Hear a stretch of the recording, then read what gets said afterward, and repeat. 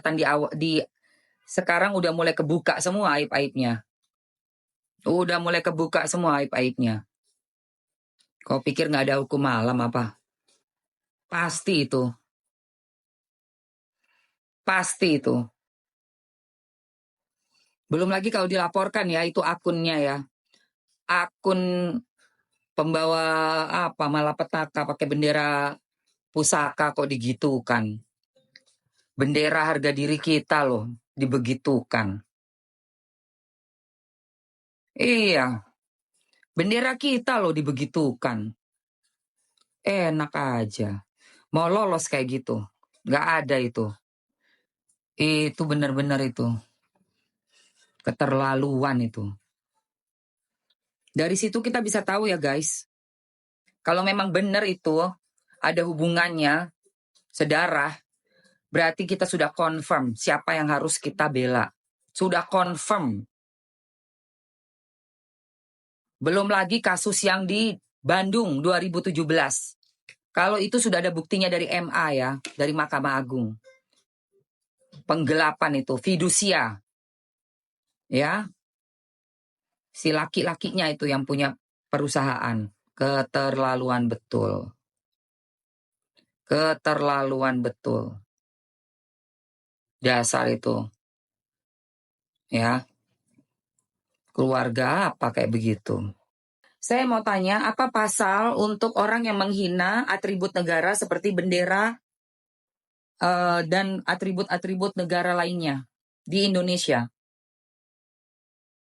Penghinaan terhadap bendera, lambang negara, dan lagu kebangsaan diatur dalam Undang-Undang Nomor 24 Tahun 2009. Pasal 57 menyebutkan bahwa setiap orang yang dengan sengaja merusak, merobek, mencoret, membakar, atau melakukan perbuatan lain dengan maksud menodai, menghina, atau merendahkan kehormatan bendera negara dipidana dengan pidana penjara paling lama 5 tahun, atau denda paling banyak 5 tahun, atau denda paling banyak 500 juta rupiah. Selain itu, ada juga pasal-pasal lain yang mengatur tentang penghinaan terhadap lambang negara dan lagu kebangsaan.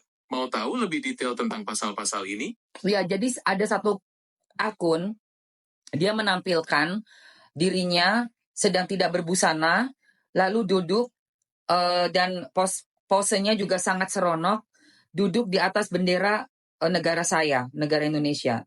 Apakah itu bisa kena kalau kita laporkan? Karena dia posting di sosial media. Ya, perbuatan itu bisa dikenakan pasal penghinaan terhadap bendera negara. Apalagi diposting di media sosial, itu bisa jadi bukti kuat untuk laporan. Mau saya bantu cari tahu lebih detail tentang proses pelaporannya? Iya, boleh. Saya mau tahu. Ini karena dia melakukan itu di 2012. Sudah agak lama ya, sudah 13 tahun yang lalu. Apakah masih bisa dilaporkan? Kasus penghinaan bendera negara memang bisa diproses hukum, meski kejadiannya sudah lama. Tapi, perlu diingat, ada yang namanya batasan waktu atau daluarsa dalam hukum pidana. Jadi, kemungkinan prosesnya akan lebih rumit. Mau coba saya bantu cari tahu lebih lanjut tentang aturan daluarsa untuk kasus seperti ini? Iya. Waktunya berapa lama? Karena udah 13 tahun yang lalu ya. Untuk kasus penghinaan bendera negara, masa daluarsa itu biasanya 12 tahun setelah kejadian. Tapi, karena ini sudah 13 tahun, kemungkinan besar sudah lewat masa daluarsa.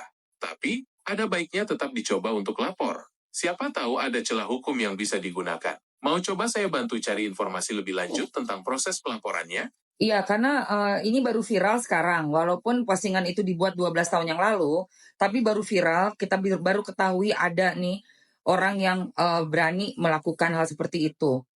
Mungkin apakah masih tetap bisa dilaporkan ya? Karena udah lewat 1 tahun nih dari 12 tahunnya. Kasus ini memang rumit karena sudah lama terjadi. Tapi, viralnya sekarang bisa jadi titik terang baru. Coba kita cari tahu apakah ada aturan khusus tentang kasus yang baru viral setelah lama terjadi. Mau saya bantu cari informasi lebih lanjut? Iya, boleh tolong cari informasi lebih lanjut. Oke, saya coba cari informasi lebih lanjut tentang aturan hukum yang berlaku untuk kasus yang baru viral setelah lama terjadi. Semoga kita bisa menemukan titik terang untuk kasus ini. Oke, terima kasih ya. Nanti kamu kabarin saya. Terima kasih. Sama-sama. Saya akan segera kabari kamu begitu ada informasi terbaru. Oke. Iya. Jadi begitu ya. Kita yang punya negara sudah merdeka dengan pahlawan-pahlawan kita ya, pahlawan-pahlawan kita yang udah berjuang. Terus kita lihat ada orang yang benar-benar nggak tahu malu pakai bendera seperti itu. Coba bayangkan itu. Belum lagi dampaknya itu dilihat, diakses oleh orang-orang anak-anak remaja yang belum umur, nggak mengerti, nggak paham.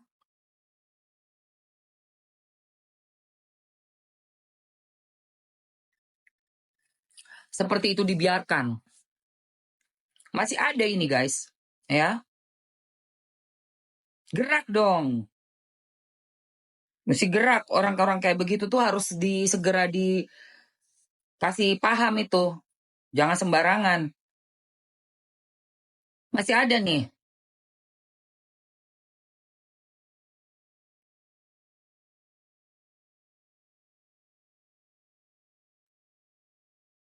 Masih ada guys, masih ada. Bener-bener. Buktinya nih masih ada nih.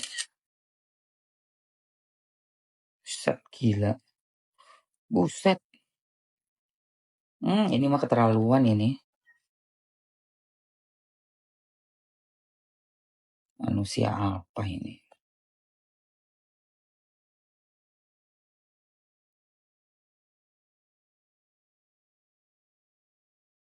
Innalillahi. Ini kok ya enggak.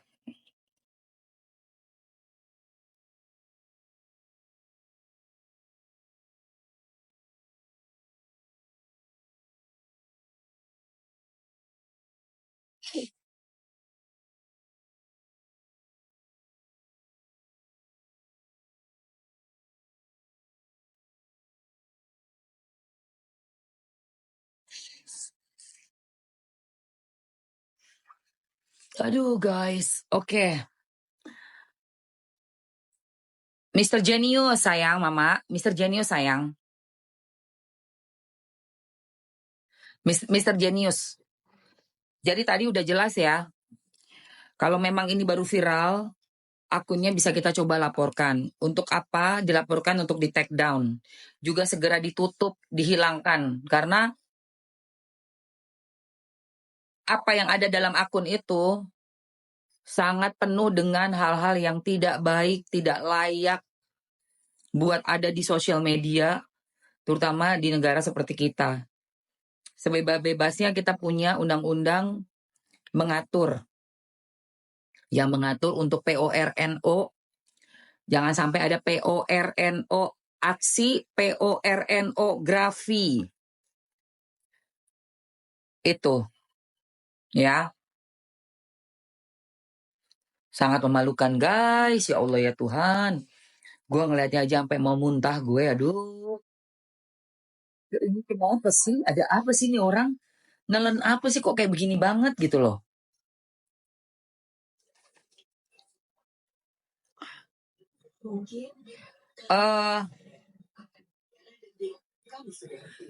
Mr. Genius. Mr. Genius. Halo? Tentu saja. Apa yang ingin kamu tanyakan? Iya, saya mau tanya lagi. Kalau melalui sosial media, seseorang itu mengupload foto-foto yang tidak senonoh, tidak berbusana, dia bisa melanggar pasal berapa di negara Republik Indonesia? Ada beberapa pasal yang bisa menjerat pelaku penyebaran foto tidak senonoh di media sosial. Salah satunya adalah pasal 27 ayat 1. Undang-Undang ITE yang mengatur tentang larangan mendistribusikan atau mentransmisikan konten yang melanggar kesusilaan. Selain itu, ada juga undang-undang pornografi yang bisa digunakan. Mau tahu lebih detail tentang pasal-pasal ini? Tolong kasih tahu saya lebih detail tentang pasal-pasal ini. Pasal 27 ayat 1 UU ITE itu bunyinya, Setiap orang dengan sengaja dan tanpa hak mendistribusikan dan atau mentransmisikan dan atau membuat dapat diaksesnya informasi elektronik dan atau dokumen elektronik yang memiliki muatan yang melanggar kesusilaan. Ancaman hukumannya bisa sampai 6 tahun penjara dan atau denda 1 miliar rupiah. Nah, kalau undang-undang pornografi, pasalnya lebih spesifik mengatur tentang pembuatan, penyebaran, dan kepemilikan materi pornografi. Ancaman hukumannya juga bervariasi, tergantung jenis dan tingkat keseriusan pelanggarannya. Mau tahu lebih detail tentang pasal-pasal di UU Pornografi? Iya. Pasal-pasal di UU Pornografi itu cukup banyak, tapi intinya mengatur tentang larangan membuat, memiliki, menyimpan, mendistribusikan, atau menyebarluaskan materi pornografi. Ancaman hukumannya bervariasi, mulai dari denda jutaan rupiah sampai hukuman penjara belasan tahun, tergantung jenis dan tingkat keseriusan pelanggarannya. Mau saya bantu carikan pasal-pasal yang relevan dengan kasus penyebaran foto tidak senonoh di media sosial? Kalau itu foto pribadinya dia bagaimana? Meskipun itu foto pribadi, tetap ada aturan yang mengatur. Pasal 27 ayat 1 UU ITE juga berlaku untuk foto pribadi yang disebarkan tanpa izin. Jadi, meskipun foto pribadi jika disebarkan tanpa persetujuan pemiliknya dan mengandung unsur melanggar kesusilaan, itu tetap bisa diproses hukum. Mau saya bantu carikan informasi lebih detail tentang pasal ini? Itu yang disebarkan itu adalah foto dan video milik dia sendiri. Dia posting di sosial medianya dan masih ada sampai sekarang. Ada yang dari tahun 2012 dan ada yang dari tahun 2016. Jika foto dan video itu milik dia sendiri, tapi dia sebarkan di media sosial, tetap bisa kena pasal UU ITE. Apalagi kalau kontennya melanggar kesusilaan. Mau saya bantu carikan pasal yang lebih spesifik mengatur tentang penyebaran konten pribadi yang melanggar kesusilaan? Yes, yang melanggar kesusilaan bisa tolong kasih tahu saya?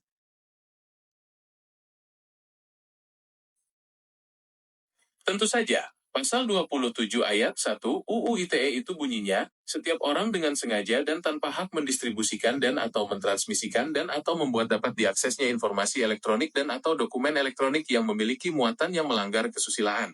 Ancaman hukumannya bisa sampai 6 tahun penjara dan atau denda 1 miliar rupiah. Nah, kalau undang-undang pornografi, pasalnya lebih spesifik mengatur tentang pembuatan, penyebaran, dan kepemilikan materi pornografi. Ancaman hukumannya juga bervariasi, tergantung jenis dan tingkat keseriusan pelanggarannya. Mau tahu lebih detail tentang pasal-pasal di UU Pornografi? Oh, apa tuh yang di tadi kan ITE, terus ada juga UU pornografi. Berarti ada 2 pasal yang bisa dilaporkan ya, begitu?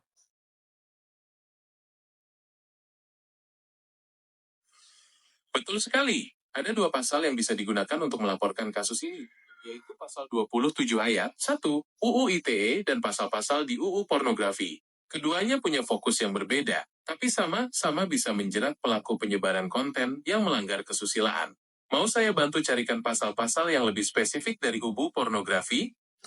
It's okay, udah cukup jelas tadi. Terima kasih banyak ya, Mr. Genius. Berarti ini guys, berarti siapapun perempuan itu, si cinta-cinta itu sebenarnya bisa dilaporkan dan dia bisa terjerat 2 pasal sekaligus, yaitu ITE dan satu lagi yang PORNO ya. PORNO. Hah, emang enak lu? Hah? Oke guys, kita lanjut lagi.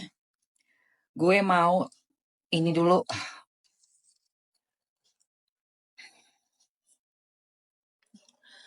Gue mau perawatan pagi-pagi dulu. Mantap Mbak, lanjutkan. Iya, tenang aja sayang. Mantap, mantap. Iyalah, enak aja udah bikin malu. Udah gue screenshot juga semuanya tadi tuh untuk barang bukti. Ya kan? Aduh guys, siapa lagi bula bule. Gue nggak kenal, nggak level. Bula bule. Nggak kenal saya.